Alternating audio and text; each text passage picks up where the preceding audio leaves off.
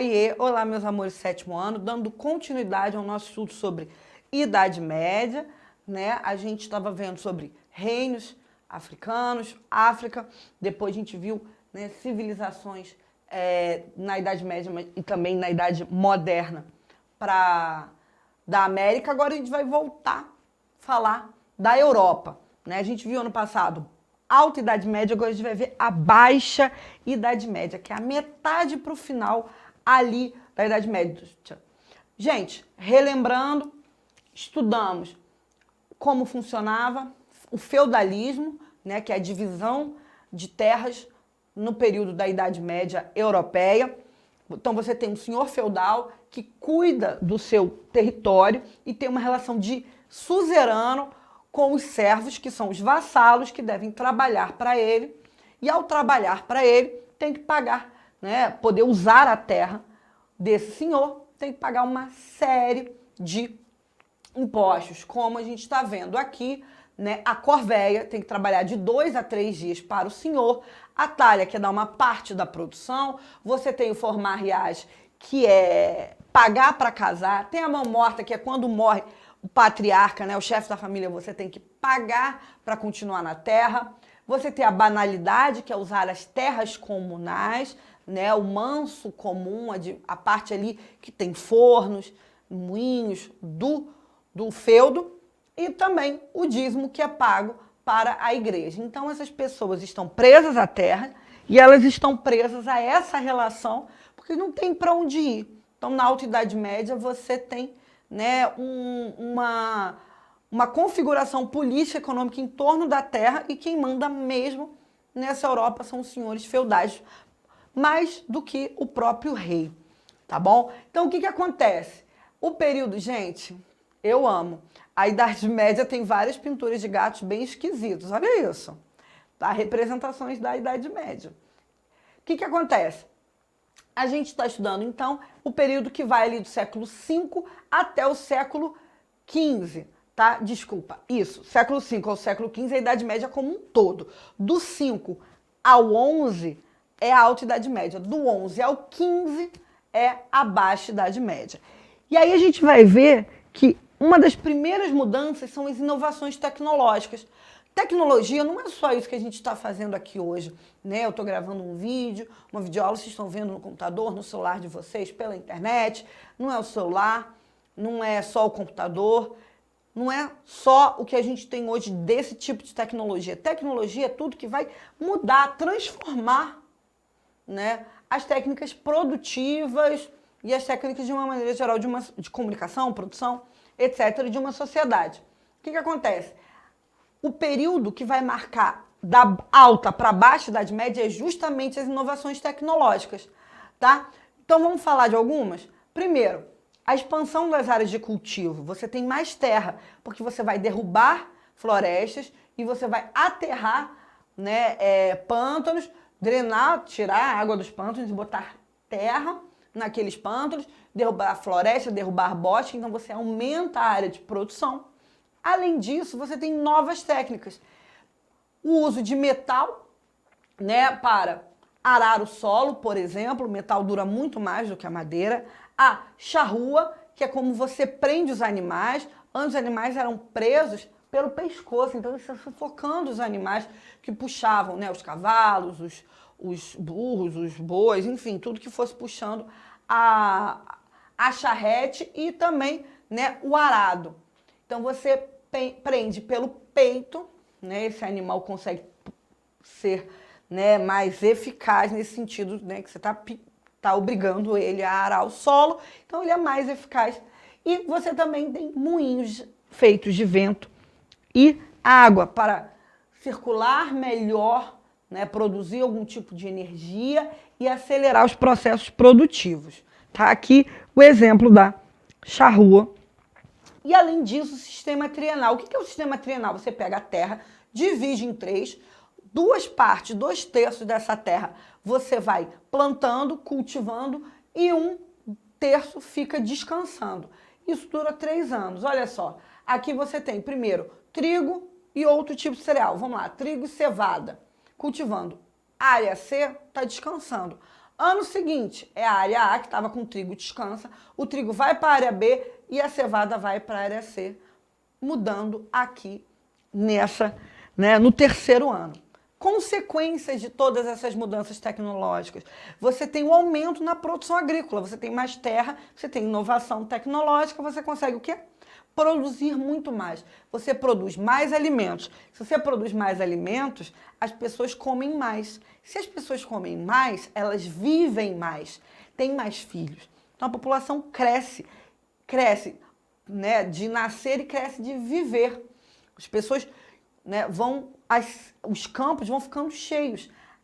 Ao mesmo tempo, você tem, né, uma produção maior que permite um comércio. Os feudos não dão mais conta, né? Não cabe mais no feudo, naquela estrutura, toda a população e todo o excedente de produção voltam às cidades, né? Surgem as cidades medievais, é o ressurgimento das cidades que a gente tinha lá no período da Antiguidade. O que acontece? Você tem uma sociedade, né, que vai começar a se dividir entre a área rural e a área urbana. As cidades elas vão ficar dentro ou no entorno de uma muralha, que são os burgos. Olha só, então você tem uma cidade aqui e tudo isso em volta são muralhas para proteger, porque ainda é uma época muito insegura, é a volta das cidades, tá? Então as cidades tinham ficado muito perigosas durante as invasões germanas, lá no fim do Império Romano, foi quando parou de ter cidade para ter mais feudo, né? As pessoas foram mais para o campo. Pois bem, quem morava no burgo, quem cuidava disso tudo, eram os burgueses. Surge uma nova classe social. Preste atenção, isso é muito importante. Surgem a classe social chamada de burguesia. Eles vão dar o que falar. Ó, nosso gatinho esquisito já está aqui falando pra gente, eles vão dar o que falar. Eles que vão fazer a Revolução Francesa, são eles que vão criar as indústrias. Ó, vai tomar o poder político e econômico lá na frente. Ano que vem, vocês vão ver como eles vão chegar ao poder, né? Muito bem, obrigada. Nesse momento, a gente está vendo o surgimento dessa classe social, que é a burguesia. Então, eles eram o quê? Os comerciantes ficavam dentro dos burgos. Olha um exemplo de burgo. Você tem uma cidade ali protegida pelos muros. E aí, com a volta das cidades, você tem uma especialização do trabalho. Surge, né, vários tipos de artesãos que vão se organizar e vão para vender o seu produto, né, e eles vão criar também ligas de comércio, né, e ligas de artesão. Você tem uma diferenciação entre a importância desses artesãos, o sapateiro, o carpinteiro, né, o comerciante acaba sendo o mais importante, né? E você tem as corporações de ofício, ou seja, o grupo dos sapateiros, o grupo das pessoas que trabalham com ferro. E a mais famosa, né, nesse momento, e poderosa, é a Liga Hanseática, que é a Associação dos Comerciantes. Como eu acabei de falar, era a principal atividade ali, né, dos burgos. Então, eles eram os mais ricos, ok? Bom, surgem as cidades, volta a circulação de moeda. Quem era dono dessas cidades, professora? Os próprios burgueses, porque eles vão comprar as terras, né, dos senhores feudais, de quem era dono dessas terras. Eles pegam uma carta de franquia, que eles vão cobrar dos nobres, então, ou dos senhores feudais da nobreza, ou dos senhores donos da terra da igreja católica, e eles vão comprar essa carta de franquia, vão cobrar o quê? A liberdade de usar aquela terra como eles quiserem. Então essas cidades vão ficando muito poderosas e esse comércio vai avançando, e você tem também as feiras, que eram diferentes de hoje que a gente tem, né? As feiras que é um dia da semana no nosso bairro. Essas feiras duravam de 15 a 60 dias e via gente de toda a Europa para vender o seu excedente. Então, você tem as rotas comerciais, tudo isso começa a se ligar, né? Essa Europa começa a se ligar para comercializar. Então, os burgos vão comercializando com outros burgos de outros lugares, e você tem essas feiras que duram de 15 a 60 dias que as pessoas vão para lá comercializar e vender o seu produto, tá? O período da Baixa Idade Média vai ser marcada pelas cruzadas, como a gente vai ver junto, né? Vai só passar aqui, é o período da guerra entre católicos e turcos muçulmanos. Que período é esse? É um período em que Jerusalém, né, a cidade sagrada, ela está dominada, né, o túmulo de Jesus está dominado pelos turcos muçulmanos. Então, turco é a etnia, muçulmano é a religião. Eles não permitem outras religiões irem. E os católicos assim, vamos reconquistar isso. Então, esse é um motivo religioso, que é o motivo de tentar reconquistar o direito de ir lá visitar o túmulo de Jesus Cristo. Tá? Além disso, o que a igreja diz? Ó, se você lutar, né, nas cruzadas, você vai ganhar o perdão dos pecados na eternidade. Isso vai motivar muita gente a lutar. Além disso, motivos sociais, a gente poderia destacar que a Igreja Católica não aguenta mais os cavaleiros medievais, que é aquela classe que surge, né, dos grandes guerreiros, mas são guerreiros da nobreza. E aí eles ficam guerreando entre si ali, atrapalhando, né, atrapalhando a própria sociedade, a igreja, o funcionamento. Então, eles querem ver eles longe, assim, vai lutar nas cruzadas, longe daqui, por favor, vai para lá, brigar para lá para não atrapalhar a nossa vida aqui. Além disso, motivo econômico, eles poderem fazer comércio com outras regiões do Oriente. As cruzadas têm esse nome porque os católicos usavam uma cruz, né, de Cristo para a luta. Foram 11 cruzadas ao todo, 8 oficiais, ou seja, feitas ou pela igreja ou feitas por algum reino, e 3 espontâneas, 3 que foram, né, as pessoas se mobilizaram e foram lutar. Depois a gente vai ver as cruzadas, né, a gente vai falar mais da Quarta Cruzada, que é justamente aqui a conquista de Constantinopla, e a conquista de Constantinopla, que é uma região, né, uma cidade estratégica, capital do Império Bizantino, Império Romano do Oriente, que vai se transformar no Império Latino, e aí é o início do fim, né, do Império Bizantino. Teve Cruzada das Crianças, sim, tá? Vamos falar disso, que dizem, né, isso não tem tanta comprovação histórica, mas que a maior parte das pessoas que foram mandadas para lutar eram crianças, não só elas, mas também as crianças, porque as crianças são puras, então Deus ajudaria. Vocês já imaginam o que acontece numa guerra que tem criança envolvida, né? Não vai dar certo. O que acontece? Os católicos perdem, não conseguem reconquistar. E isso vai ser uma das consequências, que é o questionamento da Igreja Católica, não da fé, não de Deus, mas sim da instituição. Eles vão começar assim, então, se a gente perdeu é porque Deus não está satisfeito com a gente, alguma coisa está fazendo de errado. Começa aí, ó, uma pulguinha, né, que fica atrás da orelha, que você fica assim, será?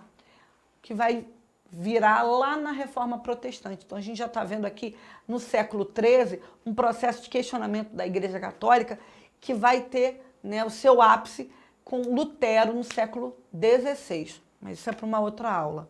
Bom, além das consequências que eu falei, que é esse início do fim do Império, né, do Império Bizantino, que é o declínio de Constantinopla, com o Império Latino na Quarta Cruzada, você tem 2 cidades da atual Itália, Gênova e Veneza, que vão se destacar como grandes cidades comerciais, e depois a gente vai ver que eles vão dominar o mar Mediterrâneo e não deixar os portugueses, nenhum europeu, passar pelo mar Mediterrâneo, que vai obrigar eles a tentar chegar à Índia por outros caminhos, invadindo o nosso continente, que a gente vai estudar esse ano juntos. Além disso, você tem um aumento, né, do comércio com o Oriente. Peste bubônica, estamos vivendo um momento muito difícil de epidemia.